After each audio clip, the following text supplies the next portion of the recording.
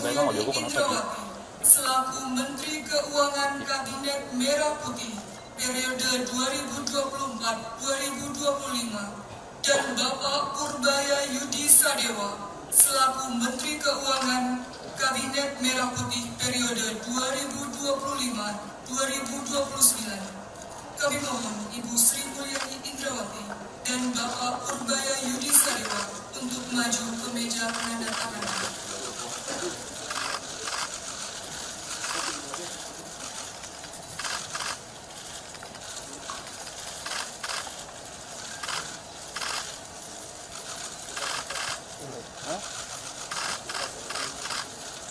Berapa?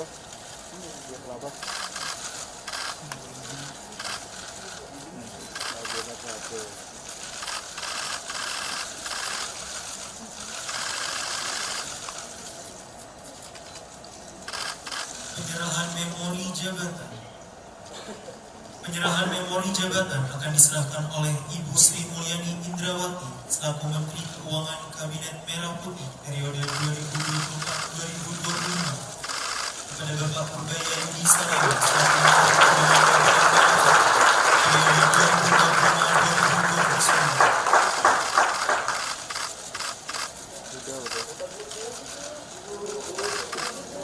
2024-2029. Bapak Purbaya Yudi Sadewa dan Ibu Sri Mulyani Indrawati disilahkan kembali ke tempat semula.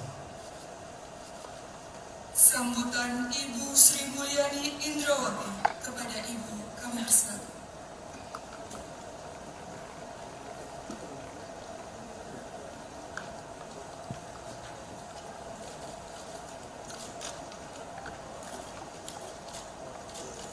Bismillahirrahmanirrahim.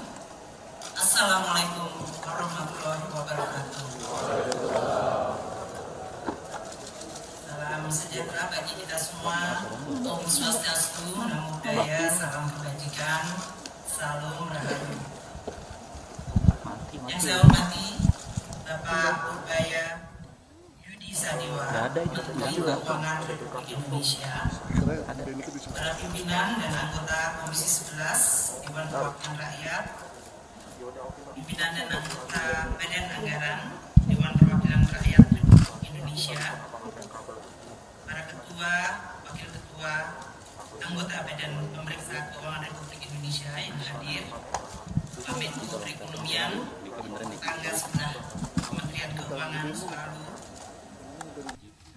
Bank Indonesia yang saya lihat diwakili oleh Ibu Deputi Senior, Dewan Komisioner OJK, dan seluruh jajaran yang hadir. Kiki saya lihat di sini. Yang saya lihat diwakili oleh Ibu Deputi Senior, Dewan Komisioner OJK, dan seluruh jajaran yang hadir. Bu Kiki saya lihat di sini. Para Wakil Menteri Keuangan dan para pejabat Eselon 1 Kementerian Keuangan beserta seluruh jajaran Kementerian Keuangan, pimpinan dari Special Mission Vehicle yang juga hadir pada hari ini, pagi hari ini, Bapak dan Ibu sekalian dari Mahkamah Agung, Panglima yang hadir atau yang mewakili, terima kasih semua kehadirannya pada hari ini.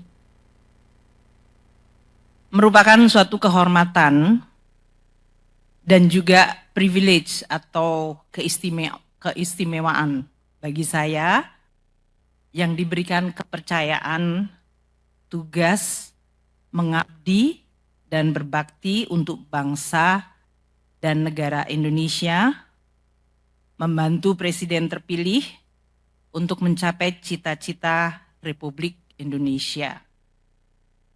Saya berterima kasih atas kepercayaan dan kehormatan tersebut. Saya berterima kasih kepada seluruh jajaran Kementerian Keuangan yang selama ini sudah cukup lama saya menjabat di posisi ini, selalu dan terus membantu di dalam melaksanakan tugas mengelola keuangan negara dengan penuh dedikasi, dengan sepenuh hati dan kita bersama-sama mengelola keuangan negara dan menjaga Kementerian Keuangan di dalam situasi dan tantangan yang terus berubah, makin kompleks dengan adanya perubahan teknologi digital, tantangan struktural, dan juga dari tren geopolitik yang sedang terjadi. Tidak pernah mudah. Saya berterima kasih juga kepada semua pihak,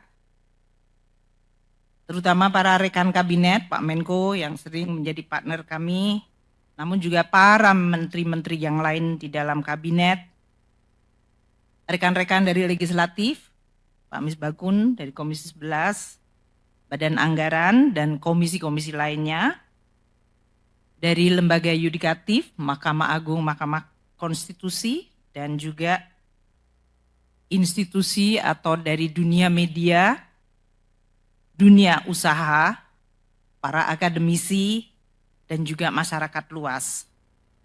Seluruh pemangku kepentingan yang saya tidak dapat sebutkan satu persatu, namun saya ingin menyampaikan terima kasih atas kerjasama, dukungan, bantuan, masukan, kritikan, terutama kritikan yang membangun, yang diberikan kepada saya dan kepada Kementerian Keuangan, sehingga kita terus dapat memperbaiki kebijakan, regulasi, dan respons Kementerian Keuangan dan Keuangan Negara di dalam menjalankan tugas negara.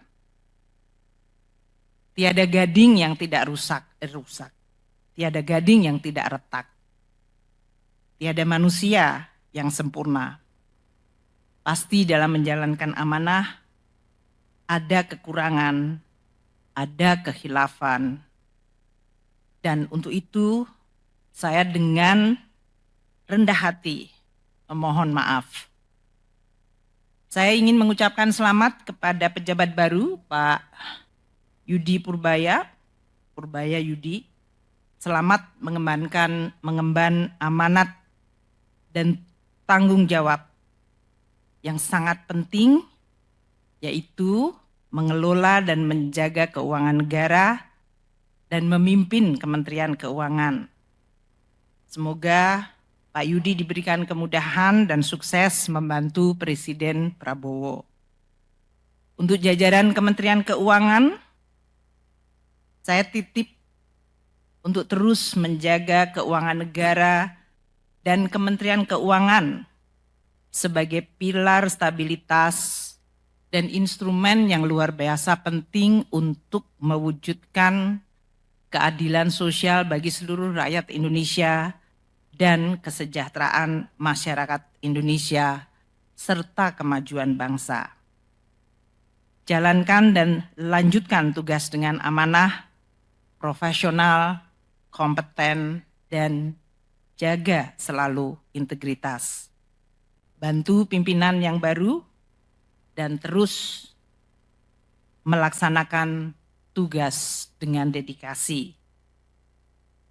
Saya pamit undur diri pagi hari ini dan mohon mulai saat ini untuk kami dihormati ruang privasi kami atau ruang pribadi saya sebagai warga negara biasa.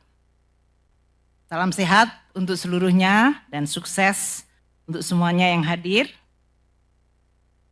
Dan jangan pernah lelah mencintai Indonesia. Terima kasih. Bapak, Ibu, dan para hadirin yang berbahagia, kita semua menyadari bahwa ekonomi saat ini sedang menghadapi tantangan yang besar. Perlambatan ekonomi di berbagai negara, ketegangan geopolitik, perubahan iklim, serta perkembangan teknologi yang cepat menimbulkan risiko sekaligus peluang bagi Indonesia. Geopolitik akan menjadi game changer. Indonesia tidak bisa lepas dari dampak perkembangan geopolitik dunia. Oleh karena itu, jajaran Kementerian Keuangan harus paham kondisi terkini, harus paham isu-isu strategis. Dalam menyusun kebijakan, kita tidak boleh naif. Jangan sampai fokus ke isu kecil yang justru menghambat kebijakan strategis. Biasakan untuk berdiskusi dan mendengar suara dari luar, bukan hanya dari internal Kemenko sendiri yang sudah pasti sepakat, agar tidak terjebak dalam echo chamber. Manfaatkan perkembangan teknologi yang ada untuk mendapatkan insight yang baru. Selain itu, tantangan perubahan iklim semakin nyata. Sebagai negara yang rentan terhadap bencana alam, Indonesia harus bersiap untuk menghadapi risiko perubahan iklim yang akan berdampak pada sektor-sektor kunci, seperti pertanian, perikanan, dan energi. Peran Kementerian Keuangan dalam merancang kebijakan fiskal yang mendukung pembangunan berkelanjutan sangat krusial.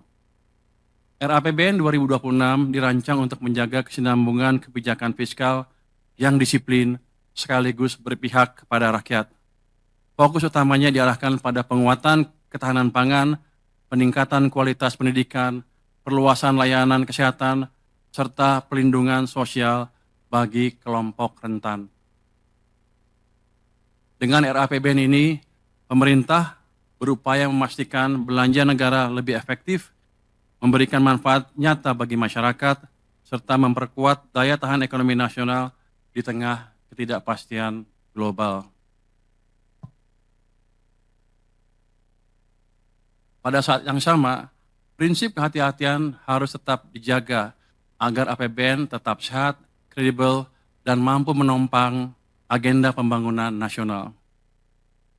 Bapak, Ibu, dan para hadirin yang saya banggakan, Kementerian Keuangan adalah institusi yang besar dengan puluhan ribu pegawai yang tersebar di seluruh penjuru negeri. Sebagai institusi yang mengelola keuangan negara, kita harus selalu menjaga integritas dalam tiap tindakan yang kita lakukan.